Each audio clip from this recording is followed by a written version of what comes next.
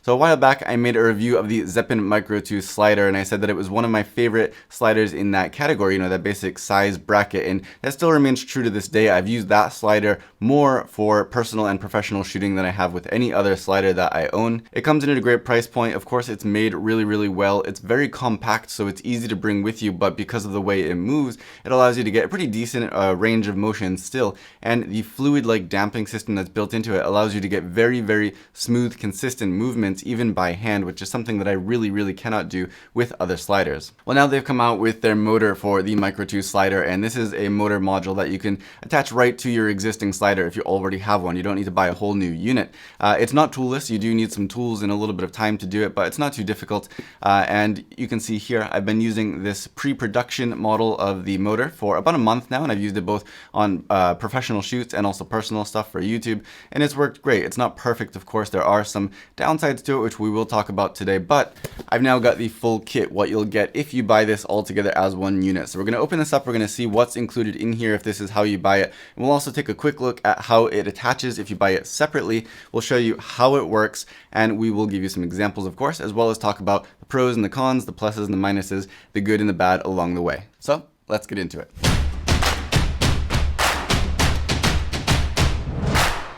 Hey, I'm Scott and welcome to the channel. If you haven't been here before, please do consider subscribing.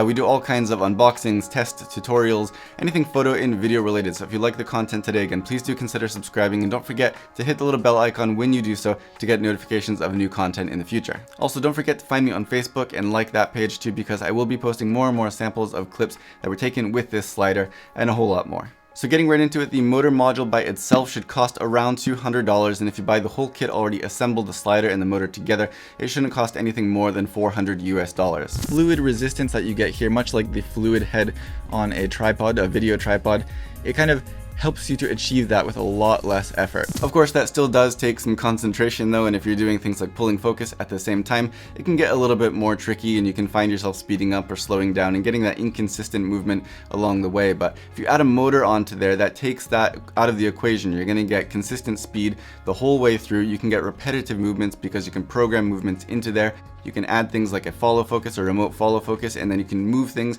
and you can pull focus completely hands off. It just opens up a lot of ways that you can use this a little bit more at the next level. They claim that this motor in particular can carry up to 4.5 kilograms in any direction, and I did find that to be surprisingly pretty close to true. I think it will depend on other variables, of course, like how that weight is positioned or spread out. You know, you have to think about things like torque, I think, putting extra strain on it, and at a certain point when you're at that 90-degree angle, just the strength of the screw that's holding it in there is going to be a little bit more scary. But I did push it to the max, perfect 90-degree angle with around a 4-kilogram setup, and it worked no problem whatsoever. There was no jittery movement, there was no slipping, going upwards, going downwards, it didn't matter. It was really smooth, and it worked just the same as when it's completely level. When I pushed it up a bit higher to a setup that was probably closer to the 5-kilogram mark, this one that you can see right here behind me, it did struggle a bit, especially in the upward direction. Moving downward, it actually still seemed to do okay. It didn't slip or anything, the movement was a consistent speed, but when I started to pull it back up, you could see that the gear was slipping on the motor, I guess, and it just wasn't able to pull it back up at that weight. So the 4.5 kilogram mark in any direction does seem to be the limit of what it can do, but if you're even a little bit under that, or even a little bit under that 90-degree angle, you're going to be able to handle quite a large camera setup, and very smoothly at that. With such a small motor on such a small slider with such a large weight capacity at any direction, you'd imagine that the motor in there is going to be insanely loud, but surprisingly it's really not. Now you can set this up to 3 speeds, and at the highest speed, of course it does make some noise, and at the middle speed, it also, of course, makes a little bit more noise, but when you have it at the lowest speed, or even the middle one, I find that the noise is really quite acceptable, and when you compare it to other sliders, especially around this price point, I would consider this on the quiet side.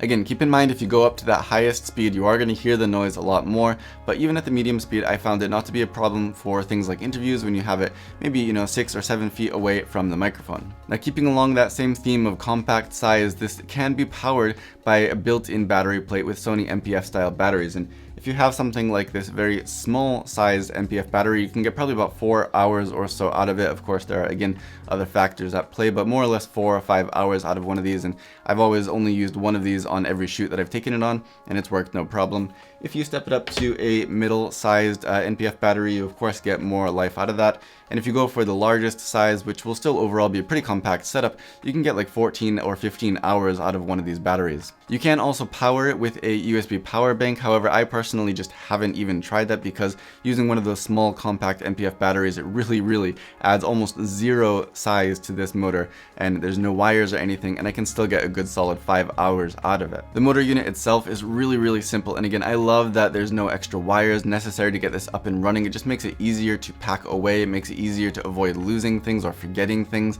And there's only a few buttons on here. You can also control it with an app, which we'll get to in just a second, but just in terms of operation and use, it's just incredibly simple. If you buy the motor unit by itself to attach to a slider you already have, of course, like I said, there is a little bit of a process included. It's not just plug and play.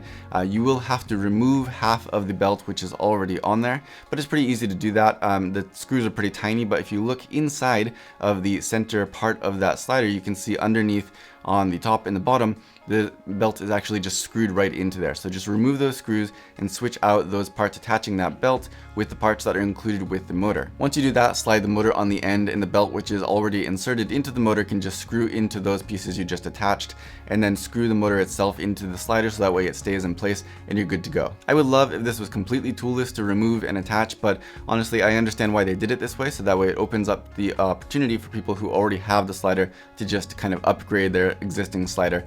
But you can also, of course, buy it as a unit by itself. The one downside here, and from what I understand, this is a trade-off to exchange for that really high payload, is the fact that you cannot move the slider freely when the motor is attached. The power has to be on, and you can only move it with the motor itself. Unfortunately, that means if your batteries die or if you forget batteries, again, you can power it with a USB power bank, which most people tend to have with them anyway, but you can't use the slider just by itself. You need to use the motor once it's attached. So there's a single button on the side of the motor which functions as the power button as well as the speed button, and there are 3 speeds you can set this to. On the top of the motor you have 2 arrow buttons which obviously move the slider from one side to the other, and then you can double tap the power button to set A and B points if you want to get some automated movement going that you can maybe replicate 2, 3, 4 times over again, or just with completely, hands-off operation. The buttons are pretty easy to press though, in a good way. I didn't find that having my hands on the slider to operate it really interfered with the footage at all, even when I was shooting like macro stuff or near macro stuff with a 100mm macro lens. And I do think that they updated the newer version, which I have on the table right next to me and we'll take a look at in a second,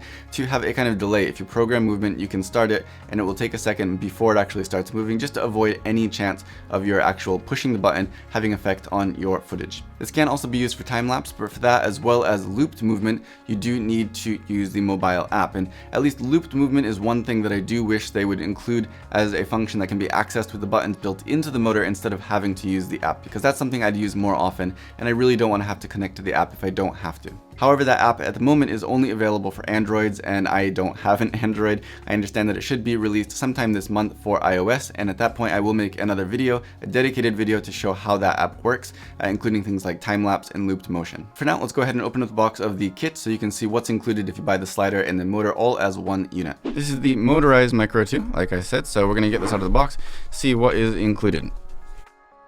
So you do get a nice, I forget what this is called, this material, neoprene, something like that. It's like a squishy material, so it's flexible but it's squishy. This is a nice case and it looks like it should fit the entire slider, including the motor. If it didn't, that would be weird. Has a couple little handles on here and a kind of little zip tie thingy at the end where you can pull that tight to hold it in there.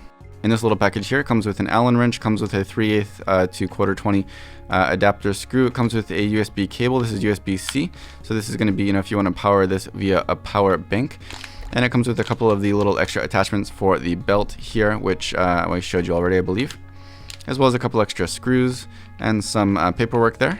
We're just going to put that aside for now. This is the slider itself, and yeah, it's pretty much identical to the original. This also does say it's a prototype, so it might be a little bit different from the final version, but I expect it's going to be pretty much the same. On this side here, on the motor, you've got the battery plate, and so you can see if you take one of these small NPF batteries and slide it in there, it's pretty much the same footprint as without it. There's no release for that, it's just a friction thing there, so that's that. On this side you have the power button as well as the little LED lights to indicate which speed you're using it at. You have the ports for the USB and also for the cable to connect it for motion time lapse, and I have that cable right here. You can get different types of cable with this. I believe this is for the Canon EOS R, and it seems like that's all you get in there. So just be aware that this does not come with a spare belt, so if you did want to remove this motor, you don't have the belt to go with it. So I will suggest to them that they include a spare belt just in case people get this and then want to remove the motor and use it as just a standard slider. But yeah, otherwise this is pretty much what it is. It looks pretty much identical to the original version. This is now at medium speed, and I'll stop talking for a second just so you can hear the motor noise or not hear it. The microphone is really just right this distance away from the motor itself. Of course it's off axis, but let's see if you can hear anything on medium speed here.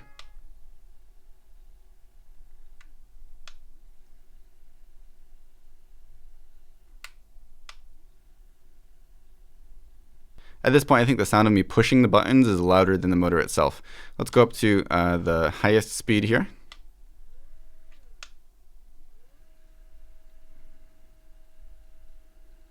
And then go to the lowest speed.